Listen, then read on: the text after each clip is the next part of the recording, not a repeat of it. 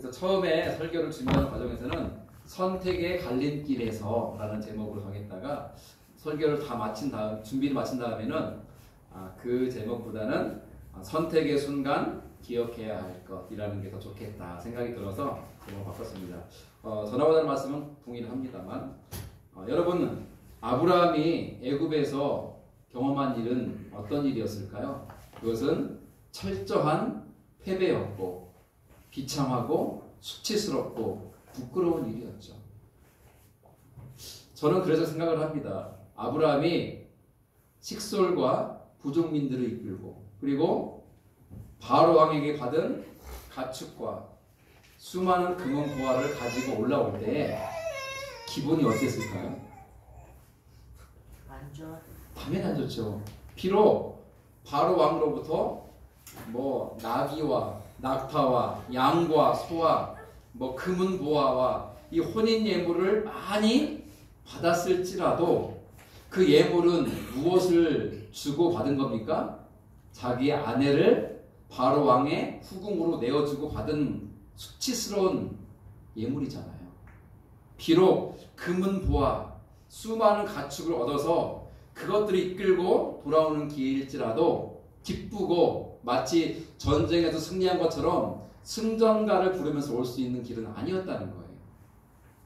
저는 생각해 봅니다. 애굽에서 가나안 돌아오는 그 길에 아브라함은 제 생각이에요. 한마디도 안 했을 거예요. 왜? 말할 면목도 없고 얼굴들 체면도 없으니까. 지금 이 아브라함의 실패와 수치와 부끄러움과 비겁한 모습으로 자기 아내 얼굴을 어떻게 쳐다봅니까? 그리고 자기 식솔들을 어떻게 무슨 면목으로 바라봅니까? 또 자기 그 수많은 부족민들의 족장인데 부족민들 앞에 내가 어떤 모습으로 그들을 바라볼 수 있겠냐는 거예요. 그저 땅만 바라보고 고개를 푹 숙인 채 아무 말도 하지 못하고 터벅터벅 걸어서 가나안 땅으로 돌아왔을 겁니다. 드디어 애굽 땅을 벗어나서 이 가나안 지경에 들어가는데요. 가나안 땅은 특히 남부 지역이 광야, 즉 사막으로 되어 있어요. 그래서 이 가나안 땅의 최남단에 있는 사막의 이름이 있는데 네게부 사막이라는 이름이에요. 네게부 동네 지역 이름이에요. 이 네게부 지역으로 진입한 아브라함은 가나안 땅이 넓지 않습니까? 그 넓은 가나안 땅에 어디든지 갈 수 있는 선택의 여지가 있고 선택의 기로에 서 있었어요. 동으로 갈까? 서로 갈까? 북으로 갈까? 북서로? 아니 북동으로? 어디로 가지? 갈 곳은 많았습니다. 하지만 아브라함이 가기로 결정한 곳은 베델이었습니다. 베델. 왜 아브라함이 베델로 갔을까를 우리는 말씀을 통해서 함께 확인해 보도록 하죠. 같이 읽어봅니다. 시작. 아브라함이 애굽에서 그와 그의 아내와 모든 소유와 롯과 함께 네겝으로 올라가니 아브라함에게 가축과 은과 금이 풍부하였더라. 그가 네겝에서부터 길을 떠나 베델에 이르며 베델과 아이 사이 곧 전에 장막 쳤던 곳에 이르니 그가 처음으로 제단을 쌓은 곳이라. 그가 거기서 여호와의 이름을 불렀더라. 아멘. 어디로 갔다고요? 베델로 갔다고요. 네겝이라고 하는 사막에 진입해서 가나안 지경에 이른 아브라함은 동서남북 혹은 그 어떤 방향에 있는 성이나 마을이나 도시로 갈 수 있는 선택의 여지가 있었지만 그는 그곳 가운데 다른 곳으로 가지 않고 곧장 베델이라는 곳으로 갔다는 것이죠. 정확하게 말하면 베델과 아이의 사이쯤 되는 베델에 가까운 아마 가까운 곳이었을 것 같은데요. 이 베델이라는 곳으로 갔는데 그 베델은 어떤 곳이냐? 13절에 보니까 3절에 보니까 전에 아브라함이 장막 쳤던 곳이라. 그게 무슨 말인가 하면 갈대아 우르를 떠나서 하란으로 이동했고 하란에 살다가 아버지가 돌아가신 다음에 다시 하나님이 가라 라고 하는 음성을 듣고 아브라함이 식솔들을 데리고 가나안 땅으로 먼 길 돌아왔지 않습니까? 와서 처음에 장막을 친 곳이 어디라고 봐도 베델이에요. 베델. 처음 가나안 땅에 들어와서 장막을 친 곳, 그리고 그곳이 장막만 친 곳이 아니라 4절 보니까 뭡니까? 그가 처음으로 제단을 쌓은 곳이라고 그랬어요. 그가 가나안 땅에 들어와서 장막을 친 다음에 처음으로 제단을 쌓고 하나님께 제사를 드렸던 곳, 하나님의 이름을 부르며 하나님을 예배했던 곳으로 아브라함이 돌아왔다는 것이에요. 전 여기를 주목합니다. 왜 아브라함이 가나안에 있는 여러 마을과 여러 도시와 여러 성읍 중에서 굳이 베델에 가까운 곳으로, 그리고 베델과 아이 사이로 왔던 것일까? 이미 3절과 4절에 설명하듯이 답은 자명합니다. 처음으로 가나안 땅에 왔을 때 장막을 쳤던 곳이요, 처음으로 제단을 쌓고 하나님을 예배하였던 곳이기 때문에 그렇습니다. 여러분, 아브라함이 다시 이 베델로 돌아와서 뭐 했을까요? 제단을 쌓고 하나님을 예배하였죠. 저는 상상해 봅니다. 아브라함이요, 다시 돌아와서 제단을 쌓고 예배드릴 때 펑펑 울었을 거예요. 내가 가나안 땅을 떠나서 애굽으로 내려간 것도 후회스럽고, 애굽에 내려가서 이 사람은 내 부인이요 라고 당당하게 말하지 못하고 내 누이요 라고 거짓말을 했다가 사랑하는 아내를 바로 왕의 후궁으로 넘겨준 것도 후회스러울 것이요, 그 받은 혼인 예물을, 이 예물을 내가 거부하겠소 하고 돌려주고 오지 못하고 받아서 돌아올 수밖에 없었던 비참한 자기 처지도 후회했을 것이요, 떠나기 전부터 기근이 왔을 때 하나님께 나아가지 않고 하나님을 찾지 않고 기도하지 않았던 자신의 믿음 없음도 후회스러워서 그는 펑펑 울며 하나님께 예배를 드렸을 것이 분명합니다. 하나님은요, 가슴을 찢으며 눈물로 기도하고 예배하는 자를 좋아하실까요? 싫어하실까요? 좋아하세요. 여러분, 이 말을 오해하시면 안 돼요. 하나님은 우리가 죄 짓고 자기 마음대로 사는 걸 기뻐한다는 뜻이 아니에요. 하나님은 우리가 하나님께 순종하며 하나님만 믿고 살기를 바라고 계세요. 그러나 인간의 연약함으로 하나님을 배제하고 하나님을 내 삶의 주인으로 모시지 않고 내 마음대로 살다가 깨어지고 무너지고 실패하고 인생의 나락에 떨어져서 바닥을 쳤을 때에 비로소 자기의 잘못과 허물과 죄를 깨닫고 아버지께 돌아와서 눈물로 회개하며 기도하는 것, 그리고 아버지 앞에 통곡하며 예배하는 것을 하나님은 그 무엇보다 기뻐하신다는 것. 하나님은요, 이처럼 이 예배가 회복되는 아브라함의 눈물의 예배를 받으세요. 눈물의 기도를 받으세요. 그리고 아브라함의 죄와 허물을 사하시고 용서해 주세요. 그리고 뭘 주십니까? 새로운 삶의 기회를 주세요. 아브라함아, 이제 네가 교훈을 얻었지? 가슴에 새기고 살아가거라. 너는 처음도 중간도 마지막도 늘 나와 함께 한다. 아브라함은 이처럼 예배의 자리를 회복하고 하나님과의 관계를 회복하며 그 안에 치유와 회복의 은혜를 덧입습니다. 여러분, 예배는요, 그런 자리예요. 그래서 여러분, 제가 예배를 왜 정성껏 최선을 다해 드리려 말하는가? 우리의 마음을 다하고 뜻을 다하고 정성을 다해 예배를 드리면 예배 가운데 성령이 임재하시고 성령 우리의 찢기고 상한 죄로 가득한 마음을 어루만져 주셔서 우리의 죄를 사하시기 때문에 그렇습니다. 우리의 굽어지고 망가진 철저히 실패한 인생을 다시 회복하시고 치유하시기 때문에 그렇습니다. 하나님의 치유하심은요, 우리의 몸과 마음과 영혼에까지 이른 줄로 믿습니다. 여러분, 예배 가운데 육신의 질병이 치유된 사례가 너무나 많습니다. 에이, 예배 가운데 무슨 그런 일이 있어 라고 하는 자에게는 죄송하지만 전혀 결코 그런 일이 일어나지 않아요. 그러나 간절한 사모함이 있죠. 하나님, 오늘 예배 가운데 내 질병이 치유되고 떠나가고 회복되기를 소망합니다. 하나님, 내 마음의 상처가 치유되기 원합니다. 내 안에 있는 더러운 죄의 문제가 해결되기를 원합니다. 날마다 넘어지는 죄 문제, 어제도 지었고 그제도 지었고 오늘도 예배대로 집에 가면 지을 수밖에 없는 그 죄를 내가 벗어나가기를 원합니다라고 간절히 예배하고 기도한다면 저는 성령께서 우리의 기도를 들으시고 예배 가운데 치유와 회복 역사를 함께 하실 줄로 믿습니다. 우리 영적인 문제도 마찬가지예요. 예배는 회복의 자리예요. 하나님과의 관계가 회복되고 내 죄가 회복되고 내 삶이 회복되는 자리. 그러한 회복의 자리인 예배를 통해 하나님의 은혜를 경험할 수 있기를 주의 이름으로 축원합니다. 아멘. 아브라함이 이 가나안 땅의 경내인 네게브 사막에 진입해서 다른 곳으로 간 게 아니라 그 선택의 여지 가운데 다른 것은 알뜰하게 물리치고 베델로 왔다는 곳에 주목하세요. 베델은 무슨 자리라고요? 처음 가나안 땅에 와서 장막 친 곳이요. 무엇보다 처음 제단을 쌓고 하나님의 이름을 부르며 하나님을 예배했던 곳이에요. 그게 뭐래요? 영적인 추억의 장소예요. 저는 제 고향에 가면요. 벌써 고향에 갔다 온 지가 몇 년 오래된 것 같긴 한데 가면 제가 웬만하면 꼭 들리는 곳이 있어요. 지나치더라도. 그래서 바로 제가 재수하면서 하나님을 만났던 곳이에요. 하나님 저를 찾아오셔서 저를 만나주시고 저에게 음성을 들려주시고 찬란한 빛으로 영적인 체험을 하게 하신 그곳.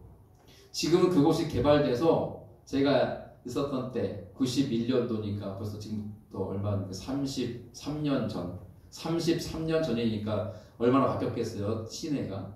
그때는 좀 시골스럽고 정스러운 곳이었는데 지금은 뭐 건물이, 아파트가, 상가가 들어와서 전혀 옛날 모습을 찾을 수 없는 곳이지만 저는 정확하게 그곳이 어느 지점인지 알아요. 그래서 저는 거기를 운전하고 지나가요.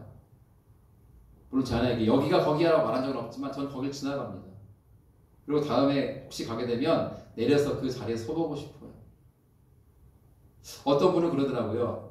암흑의 기도원은 저에게 영적인 추억의 장소입니다. 왜요? 저 그 기도원 갔다가 은혜 받고 불 받고 성령 받고 놀라운 은사를 제가 받았거든요. 그렇군요. 적어도 그분에게 그 기도원은 영적인 추억의 자리인 거예요. 내가 믿음이 약해지고 방황하고 헤맬 때는요. 그런 사람들은 어디를 가냐면 바로 영적인 추억의 장소를 찾아갑니다.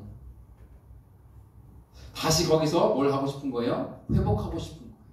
하나님과의 관계 회복하고 은혜를 회복하고 은사를 회복하고 내 삶의 사명을 회복하고 싶은 거예요. 여러분들에게 영적인 은사의 영적인 추억의 장소가 있으십니까? 없다면 지금 여러분들 예배드린 이곳이 여러분들의 영적인 추억의 장소가 되기를 축원합니다. 여기에서 세상 결단하고 주님을 찾고 기도하고 부르짖고 기도하기를 바래요. 그래서 이 초라하고 작은 곳이지만 이곳에서 하나님의 놀라운 체험이 있기를 바라고요. 그 체험이 여러분들의 인생의 중심을 잡아주는 놀라운 은혜의 장소로 기억될 수 있기를 바랍니다. 베델은 아브라함에게 그런 곳이었어요. 그래서 아브라함은 다른 곳을 가지 않고 바로 그 베델로 갔던 것이죠. 자, 이제 새로운 국면에 접어듭니다. 뭡니까? 아브라함과 그의 조카 롯과 그의 식솔과 부족민들이 다시 애굽에서 가나안으로 돌아와서 이 베델, 이 아이와 베델 사이에 터를 잡고 장막을 치고 생활을 하는데요. 이제 하나님이 복 주셔서 아브라함의 목자들이 치는 가축들이 막 번성하는 거예요. 숫자가 많아지는 거예요. 그런데 아브라함만 이 가축을 소유한 게 아니라 조카 롯도 많은 가축을 소유했거든요. 그러니 롯이 치는 이 롯의 목자들의 가축들도 수가 불어나는 거예요. 여러분, 양들과 소들과 이런 것들이 뭘 먹습니까? 풀을 먹어요. 우리처럼 전을 먹는 게 아니라 떡국 먹는 게 아니라 풀을 먹어요. 그러면 뭐가 많아야 돼요? 그 가축들을 기르려면 풀밭, 목초지가 많아야 돼요. 풀이 모자르면 죽어요. 그리고 또한 뭐가 있어야 돼요? 물이 있어야 돼요. 물과 풀만 있으면 최고예요. 근데 처음 그 땅에 갔을 때는 이 아브라함과 롯과 그의 식솔들과 부족민들이 살기에 부족함이 없었는데 점점 가축 숫자가 불어나고 더불어 아브라함과 롯의 가족 수도 늘어나니까 이제 물도 부족하고 소나 양에게 먹일 풀도 부족한 거예요. 그래서 이른 아침이면 목자들이 가축을 끌고 풀이 있는 곳을 향해 불이 낮게 달려가는 거예요. 왜요? 그 땅을 차지하려고. 그래서 이런 거 예를 들어 아브라함의 목자들이 가축을 이끌고 이른 아침 새벽에 동이 트기도 전에 이 양과 소를 몰고 풀밭으로 가서 딱 진을 치고 풀을 먹이고 있는데 뒤따라 누가 와요? 롯의 목자들이 가축 몰고 뒤따라오는 거예요. 왔더니 누가 와 있어요? 이미 큰아버지 아브라함의 목자들이 소와 양을 몰고 와서 풀을 뜯기고 있는 거예요. 그래서 이 롯의 목자들이 그 풀밭 한 구석에 자리를 잡고 이 풀을 먹이는 거예요. 그랬더니 아브라함 목자들이 와서 그러는 거예요. 딴 데 가서 먹이라고. 여기 우리 땅이라고. 그랬더니 롯의 목자들이 이게 왜 당신들 땅이냐고. 땅 문서 보여라고. 땅 문서. 땅 문서가 어디 있어요 그때 그 당시에. 이게 왜 당신들 땅이냐고 했더니 우리가 먼저 오지 않았냐. 아 그래? 그런 거야? 오케이. 다음날 되면은 누가 먼저 와 있을까요? 롯의 목자들이 먼저 와 있어요. 별이 막 떠 있는데 와 있는 거예요 막. 그러니 뒤늦게 온 이 아브라함의 목자들이 또 싸우는 거예요.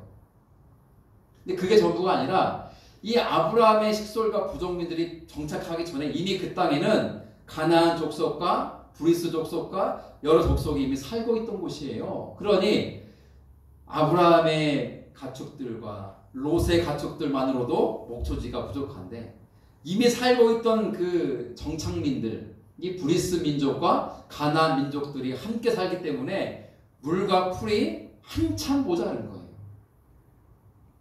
그러자 아브라함이 고민하다가 결정합니다. 롯아, 우리가 이제 헤어지자. 너의 갈 길로 가거라. 나는 나의 갈 길로 가겠다. 그렇게 하는 거예요. 자, 그 대목을 함께 읽어봅니다. 시작. 아브라함의 일행 롯도 양과 소와 장막이 있으므로 그 땅이 그들이 동거하기에 넉넉하지 못하였으니 이는 그들의 소유가 많아서 동거할 수 없음이니라. 그러므로 아브라함의 가축의 목자와 롯의 가축의 목자가 서로 다투고 또 가나안 사람과 브리스 사람도 그 땅에 거주하였는지라. 그렇죠? 그래서 아브라함 내놓은 솔루션은 우리 헤어지자 그거였어요. 같이 읽어보죠. 아브라함이 롯에게 이르되 우리는 한 친족이라 나나 너나 내 목자나 내 목자나 서로 다투게 하지 말자. 내 앞에 온 땅이 있지 아니하냐? 나를 떠나가라. 내가 좌하면 나는 우하고 내가 우하면 나는 좌하리라. 여러분 이 대목이요 가슴 아픈 대목이에요. 왜 그런가? 여러분 이때만 해도 아브라함이 아들이 있어요 없어요? 없어요. 하나님이 자손을 많이 준다고 약속을 했지만 아직 아들조차 하나도 얻지 못한 상태예요. 그런데 자기 막내 동생 하란이 아들 하나와 딸 둘을 낳고 죽었잖아요. 젊은 나이에 죽었어요. 막내 동생이. 그죠? 그게 누구냐면은 롯의 아버지예요.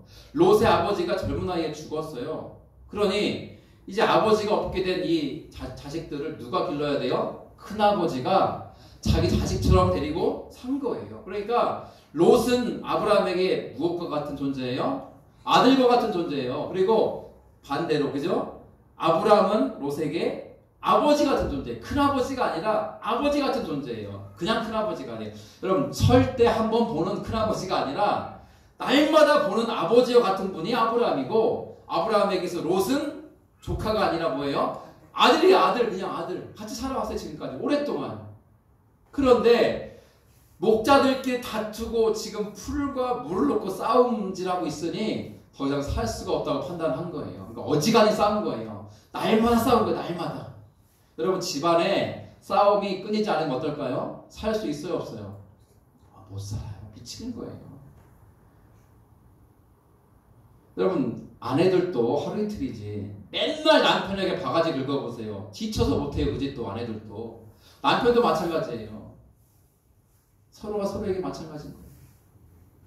집안이 화목해야죠. 동경우제. 그렇죠? 가화 만사성이라고 그랬잖아요. 가정이 화목해야 모든 일이 잘 된다고 그랬어요. 여러분 목회하는 제가 집안이 막 맨날 제가 아내랑 맨날 싸운다 생각해보세요. 머리 끄댕이 잡고 싸운다 생각해보세요. 제 아내하고. 그러면 그 모습으로 제가 와가지고 설교하고 예배인도 하고 목회할 수 있겠어요? 못하죠. 가정이 화목해야 평안을 누리며 사는 거예요. 정하자면 그렇지 않아요? 가정이 화목해야 돼. 평안해야 돼. 그런데 맨날 싸움질하니 아브라함이 도움을 살 수가 없는 거예요. 안 되겠다. 아들같이 여겼던 롯이지만 결단 내린 거예요. 롯아 미안하지만 네가 나를 떠나야 되겠다. 나도 너를 떠나마. 근데 여기서 주목해 보이는 분이 뭐냐면 여러분 누가 어른이에요? 둘 중에? 아브라함이 어른이죠. 큰아버지이자 아버지같이 의지하는 어른인데 그러면 누가 좋은 곳으로 먼저 가야 옳아요? 아버지, 큰아버지 아브라함이 좋은 곳을 먼저 가고 롯은 다른 곳으로 가는 게 인지상정이고 도의이고 예의이고 이치 맞는 거예요. 그런데 아브라함이 그렇게 하자면 뭐라 그래요? 롯아, 네가 먼저 선택해 떠나라. 네 눈에 좋은 곳으로 가라. 그래서 뭐라 그래요? 네가 좌하면 내가 우하고 네가 우하면 내가 좌하리라. 여러분 기막히지 않습니까? 이게 어른이고요. 이게 믿음의 사람이에요. 왜 가정교회가 매력적이고 멋지냐면요. 어른들이 섬기는 거예요. 청년들. 그렇다고 청년들이 팔짱 끼고 딱 앉아가지고 어른들 밥 차려오시오 이러면 돼야 한대요? 안 되죠. 우리 용호 형제와 동교 형제 얼마나 착한지 몰라요. 그죠? 밥은 하지는 않지만 국은 끓이지 않지만 상도 피고 음식도 나르고 하잖아요. 또 나중에 또 상도 치우고 다 하잖아요. 너무 착하고 좋아요. 어른들이 돼가지고 팔짱 딱 끼고 밤나라 감나라 배나라 맛이 있네 없네 하면서 그런 저는 정말 오해가 받을 것 같은데 그런 장로들이 싫거든요. 장로면요 주일 아침에 주방 먼저 가가지고 여신도들 밥 준비하는 거 도와주는 게 장로죠. 주일 학교 가가지고 애들 신발 벗고 들어갔는데 신발을 막 엉터리로 던져놓고 갔으면 신발을 잘 정리해주는 게 장로죠. 예배에 상석에 앉아가지고 팔짱 딱 끼고 예배 드려봐 설교해봐 이런 자세로 있는 게 장로가 아니라고요. 예수님이 뭐라고 그랬어요? 크고자 하면 섬기는 자가 되고 으뜸이 되고자 하면 너희의 종이 되어야 하리라. 저는 그래서 토요일날 우리 박 공사님이 청소하러 오시는 게 너무 죄송하기도 하지만 너무 고맙기도 해요. 우리 교회 가장 어른이신데 청소하러 오시잖아요. 저는 다른 교회랑 자랑합니다. 혹시 당신네 교회 어른들이 교회 와서 청소합니까? 하면 아유 그런 일이 어디 있어요. 그런데 저는 그래요. 우리 교회는 오십니다. 우리 교회 가장 연세 많으신 어른 권사님 오셔요. 오시지 말라 해도 오셔요. 권사님 피곤하고 아프면 나오지 마세요. 진심입니다. 무리하시면 안 돼. 우리 청년들도 지금까지 몇 번 왔지만 올 수 있을 때 오잖아요. 얼마나 좋아요. 저는 생각도 못했어요. 이 의자를 뒤로 싹 밀어서 청소할 줄은 몰랐어요. 역시 스케일이 커요. 청년들. 그게 성숙한 거예요. 어른이랍시고 어서 해봐. 여러분 꼭 자식이 부모에게 먼저 연락해야 됩니까? 어제 밥 먹을 때 보니까 엄마가 우리 건지사님에게 전화했던데 우리 건지사님 나이가 환갑이 넘어도 엄마! 저는 그 보면서요 부럽기도 하고 가슴이 뭉클하더라고요. 80 넘으신 노모에게 엄마라고 부를 수 있는 게 얼마나 감사한 거예요. 제가 오늘 칼럼에 썼어요. 저는 고합니다. 저희 엄마 아빠가 다 천국 가셨거든요. 어른이 먼저 연락하면 안 돼요? 그런 게 어디 있어요. 내 딸이 보고 싶고 아들이 보고 싶으면 아들 잘 있어? 왜 전화 못합니까? 엄마들이 돼가지고 아빠들이 돼가지고 뭐 이렇게 무게 잡고 있어요? 회개해야지 회개해야지. 아브라함이 이제 좀씩 철 들어가는 거예요. 여러분 보세요. 애굽에 내려갈 때만 해도 엉터리였잖아요. 비겁하게 그지없고 거짓말하고 속이고 사기치고 오죽하면 자기 부인을 자기 전문용어로 마누라를 자기의 아내를 누이라고 속이면서 자기 목숨을 연병하고 부지하려고 하고. 그런데 지금 보세요. 예배가 회복되면요 삶이 회복되기 시작해요. 그러니까 정신 차린 거예요. 조금씩 야 우리 헤어지자 하고 내가 어른이니까 먼저 간다. 불만 없지? 그거 딱 보고 여기 좋구나. 내 간다. 너 이리로 가라. 한 게 아니라 롯 정말 젊디 젊은 롯 조카 아들 같은 조카 롯에게 야 롯 먼저 선택해 가라. 이게 어른이에요. 이게 먼저 좋은 곳으로 가라. 네가 우하면 내가 좌할게. 네가 좋아하면 내가 우할게. 가거라. 그래서 어떤 분은 그러더라고요. 롯은 못된 놈이래요. 왜냐하면 여기서 그게 나와야 된대요. 큰아버지가 어른이거늘 제가 어찌 먼저 가리요. 먼저 가시기 원합니다. 이런 말이 있어야 된다는 거예요. 그런 말이 없으니까 롯은 나쁜 놈이래요. 저는 그건 억측인 것 같아요. 롯이 그런 자세를 취했는데 그 내용이 안 들어갔을 뿐이겠죠. 롯이 그렇게 나쁜 놈은 아니거든요. 자기를 아버지처럼 거두어서 길러주고 살펴주신 큰아버지를 그렇게 무시할 리가 있겠어요. 그렇죠? 그러나 큰아버지가 그런 거예요. 먼저 가거라. 아닙니다. 큰아버지 먼저 가십시오. 먼저 가거라. 이렇게 우리나라처럼 몇 번 권했을까요? 적어도 3번은 권했을 거예요. 롯 가거라. 아 큰아버지 가거라. 아 큰아버지 가거라. 큰아버지 가라니까 예 큰아버지 하고 갔을 거예요. 롯을 나쁜 놈이라고 보지 마세요. 자 그런데 이 다음에 이제 스토리를 보셔야 돼요.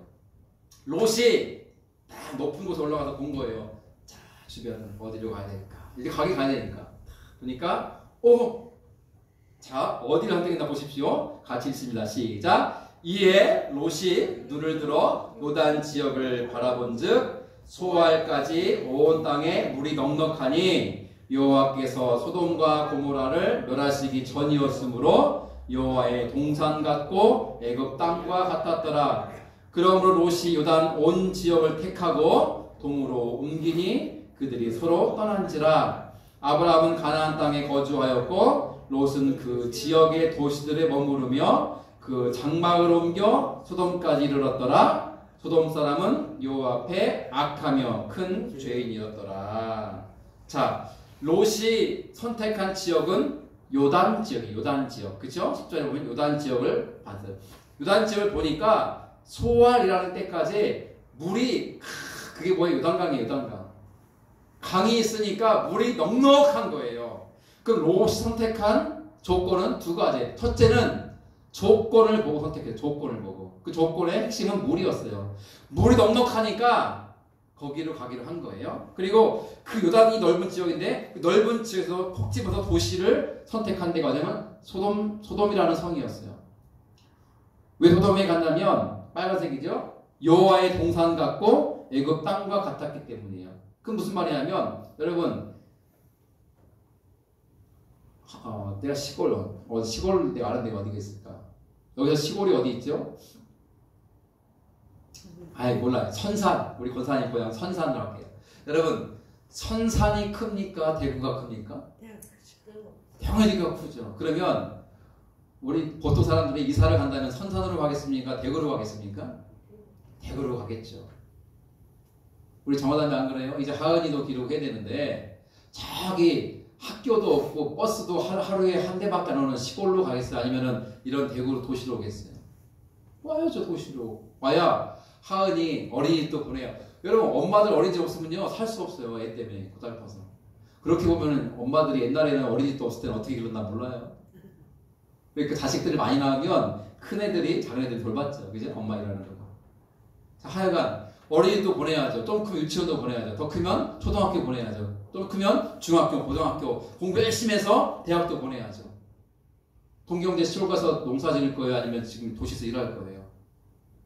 그렇죠. 일자리의 기회는 도시가 많은 거예요. 시골 가면 할 수 있는 일이 농사밖에 없는데 농사도요 안 해본 사람이 가면은 못해요. 뭐 귀농한다 그러죠? 갔다가요 1년 안 돼가 에그머니 나고 도망와요. 힘들어. 그 기회가 많은 곳은 어디냐면 도시예요. 소알성은 도시였어요. 도시로 간 거예요. 롯이. 왜? 살기 좋고 눈에 보기도 좋고 조건이 좋고 여러 가지가 만족스러우니까 간 거란 말이죠.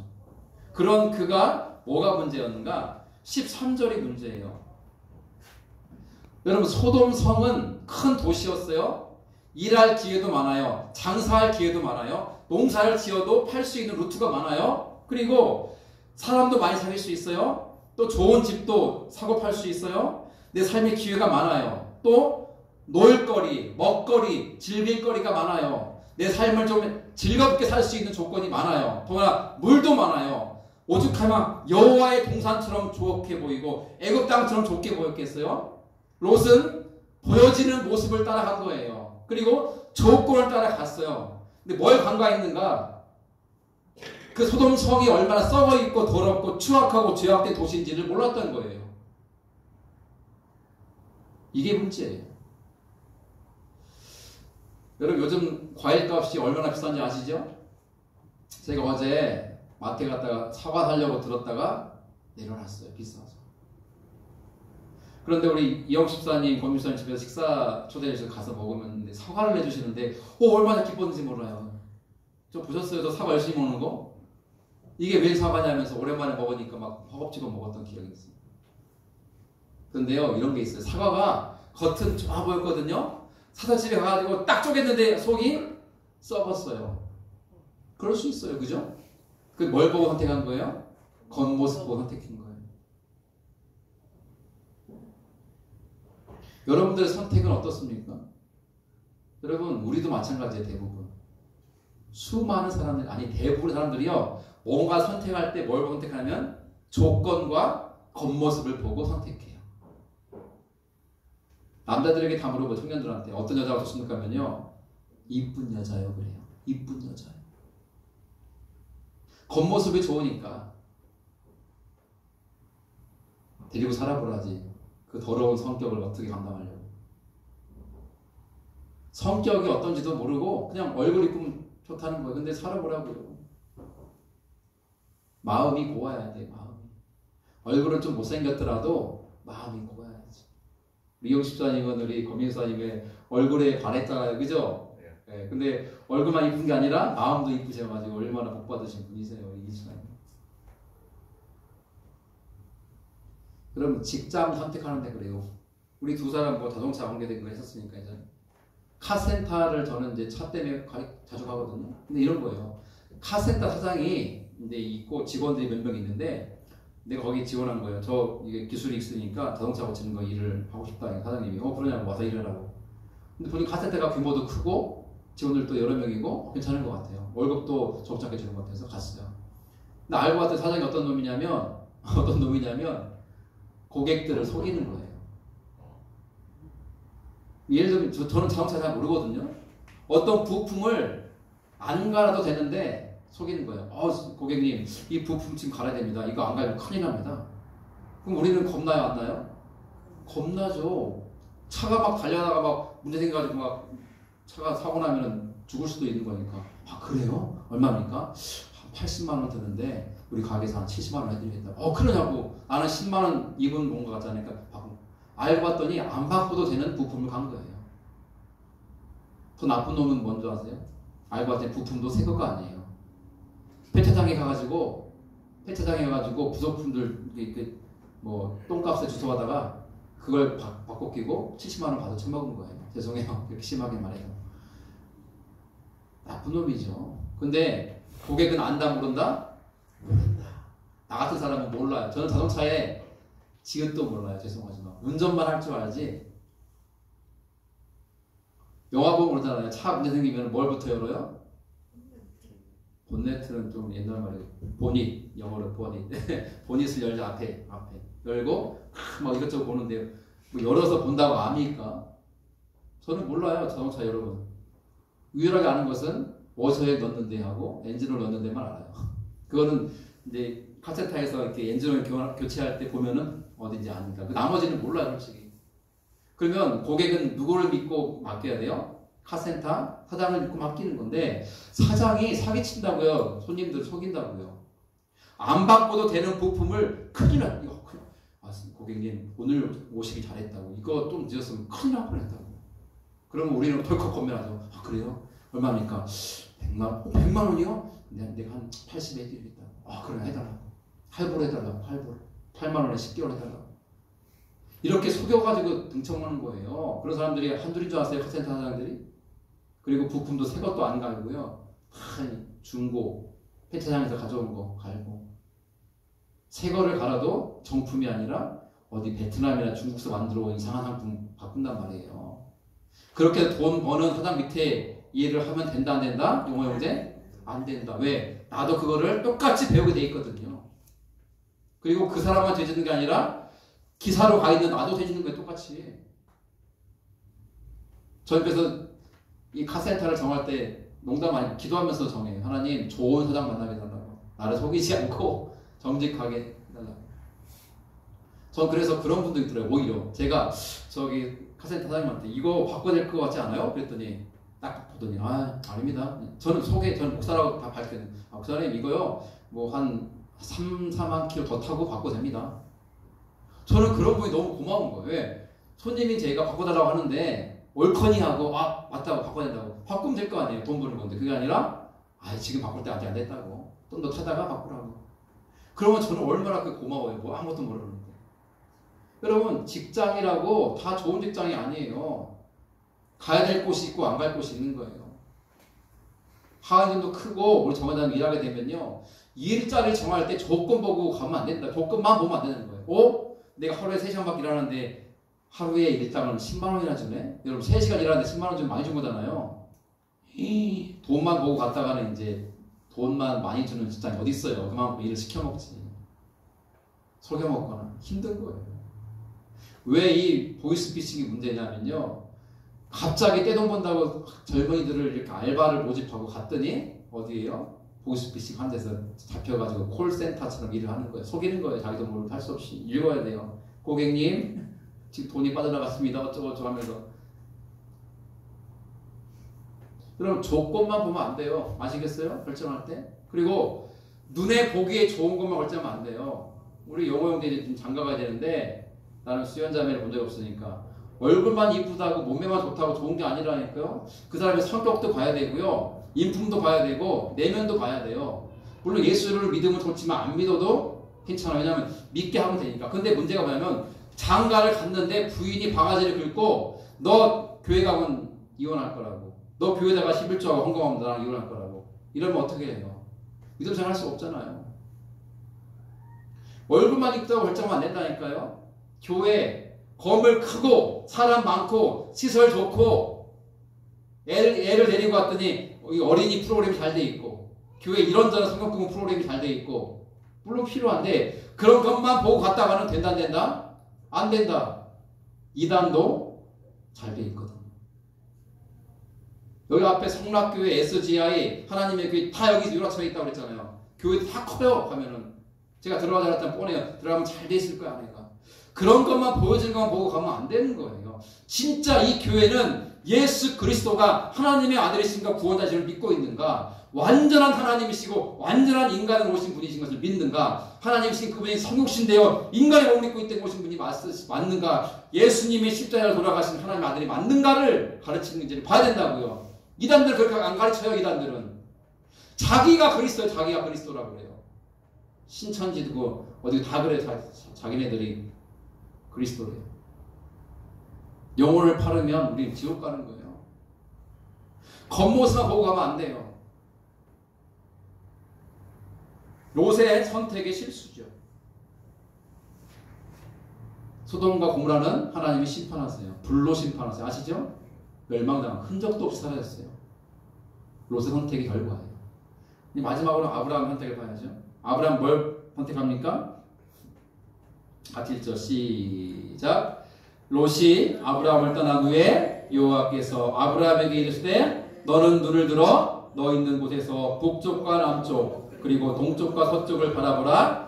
보이는 땅을 내가 너와 내 자손에게 주리니 영원히 이르리라. 내가 내 자손이 땅의 티끌 같게 하리니 사람이 땅의 티끌을 능히 셀 수 있을진데 내 자손도 세리라. 너는 일어나 그 땅을 종과 횡으로 두루 다녀보라. 내가 그것을 내게 주리라. 아멘. 아브라함이 조카 어린 젊은 롯에게 양보했잖아요. 롯 먼저 떠나거라. 네 눈에 보기에 좋은 곳으로 가거라. 네가 좌하면 내가 우할게. 네가 우하면 내가 좌할게. 그렇게 해서 롯을 먼저 보냈잖아요. 보내고 나니까 누가 오세요? 하나님 오세요. 하나님은 아무 때나 오지 않았어요. 하나님 이 타이밍 오신 거예요. 오셔가지고 또 말씀하시는 게 뭡니까? 아브라함아, 너 지금 서 있는 곳에서 북, 남, 동, 서 사방을 둘러보아라. 봤을 거 아니에요? 네, 봤습니다. 그 땅을 너에게 주리라. 네 자손이 땅의 티끌, 여러분 땅에 한 줌 들어서 날려보세요. 하늘에 그 티끌이 눈에 보입니까? 흙먼지. 그렇게 수많은 티끌이 있듯이 네 후손들을 그렇게 수많이 번성하고 큰 민족을 이루게 하겠다. 이미 주신 약속이지만 좀 더 구체적으로 다시 약속을 주시는 거예요. 왜 그랬을까요? 아브라함이 이뻐서, 양보하니까, 섬기니까, 배려하니까.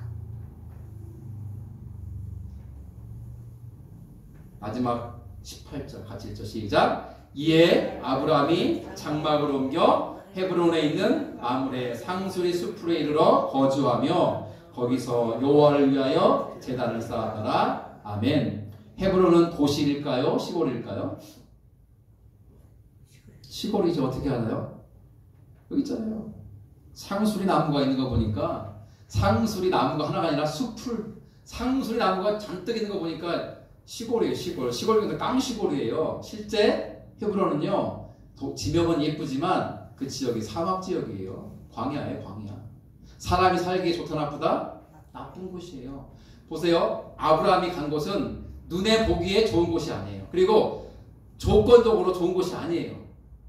롯과 반대. 롯은 조건이 좋은 곳, 보기에 좋은 곳, 즐기고 먹고 일하고 살아갈 환경적으로 좋은 곳을 택해 갔어요. 인간적으로. 그러나 아브라함 어디 가냐면 조건적으로 안 좋아요. 상황적으로 안 좋아요. 그리고 눈에 보기에도 안 좋은 곳이에요. 근데 왜 걸로 갔습니까? 누가 가라 했습니까? 하나님이 가라 했으니까 간 거예요. 그런데 이 이야기의 결론이 우리는 알아요. 아브라함은 하나님 약속 그대로 그 가나안 땅을 차지하게 되고 그 후손들이 이스라엘의 큰 민족을 이루게 되잖아요. 그러나 롯이 간 소돔과 그 인근에 있는 고모라 땅은 어떻게 됩니까? 하나님의 불심판임에서 완전히 초토화되고 심판받아요. 이제 이야기 오늘 말씀의 결론입니다. 우리가 살아갈 때 선택을 할 때가 많습니다. 여러분 사과도 할 때 선택하잖아요. 근데 그런 선택은 괜찮아요. 왜? 예뻐 보여서 샀는데 집에 와서 딱 쪼개보니까 속이 썩었어.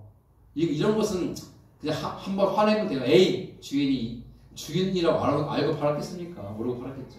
이런 선택은 괜찮아요. 사소한 거. 신발을 사왔는데 신어보니까 작아요. 바꾸면 돼요. 가서.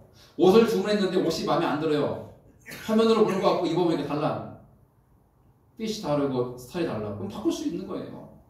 이런 사소한 문제는 선택은 중요하지 않아요. 그러나 내 인생의 중차대한 결정을 하는 데 있어서는 무엇을 가지고 선택해야 되는 거예요. 장차 우리 동경제도 집을 또 마련해야 되니까 하는 말이에요. 집을 사든지 아니면 전세나 월세로 얻든지 관계없이 어느 집을 선택할 것인가 잘 들으세요. 보기에 좋은 것, 조건이 좋은 것만 추구하지 마세요.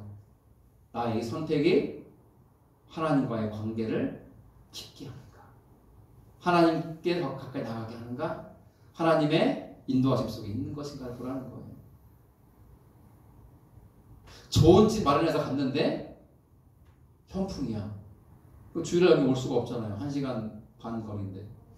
1시간 반 거리 한 달은 오겠죠. 근데 한 달 지나면 아이 너무 멀다. 장모님 내 집도 좁고 그냥 우리 좋으니까 여기 있다. 현풍에도 교육 많은데 뭐 목사님 저 교회 옮기겠습니다. 그렇게 옮겨가겠죠. 그런 게 우리의 기준에서 안 되는 거예요. 현풍에는 좋은 집은 많아하더라도 제가 그 자리에 동구로 오라고. 동구가 동경제 이름도 비슷하네. 동구가 동경제를 기다리고 있는 좋은 집 하나 주실 거예요. 일도 할 수 있게 편리하면서 교회가 가깝고 장모님도 가깝고 여러모로 내 생활에 주님이 가까운 부르심에 응답할 수 있는 거. 용화형제도 마찬가지예요. 지금 자매랑 결혼할지 딴 자매랑 결혼할지 모르겠지만 결혼할 여자를 선택할 때는요. 그 여자의 외모만 볼 게 아니라 그 여자가 돈이 많은지 이런 조건 볼 게 아니라 뭘 봐야 돼요? 그 자매의 성격도 내면도 봐야 되지만 신앙생활을 혹시 않더라도 나는 예수 믿고 교회 가야 된다? 같이 갈 수 있지? 라고 물었을 때 같이 갈게 라고 말할 수 있는 자매를 만나야 돼요. 예수 안 믿더라도. 나는 싫어. 교회 안 가. 나는 오빠가 교회 홍보하는 거 싫어. 우리 헤어져. 이러면 결혼할 수 없잖아요. 제 이하 마치고 막 설교 끝낼게요. 설이라고 우리 원지섭 전도사가 대구에 왔어요. 그래서 이제 저희 집에 왔어요. 제가 하룻밤 지워줬어요. 자고 가라. 왜냐면 우리 문기영 사님을 꼭 보고 싶다고 그러는데 아내가 밤에 늦게 오니까 이제 낮에 전을 만날 수 있지만 낮에 보면은 못 만나니까 그래서 저녁 늦게 와서 하룻밤 자고 다음날 이제 떡국 먹고 점심 먹고 갔거든요. 근데 제가 우리 전수통사를 이뻐하는 이유가 있어요. 우리 원천사가 이 구미에서 금호공대 다녔잖아요. 근데 대학 때부터 그 학교에 있는 몇 살 어린지 모르겠지만 몇 살 어린 자매하고 연애했어요. 몇 년 동안 4년인가 연애했어요. 4년 반이 더 오래 했어요.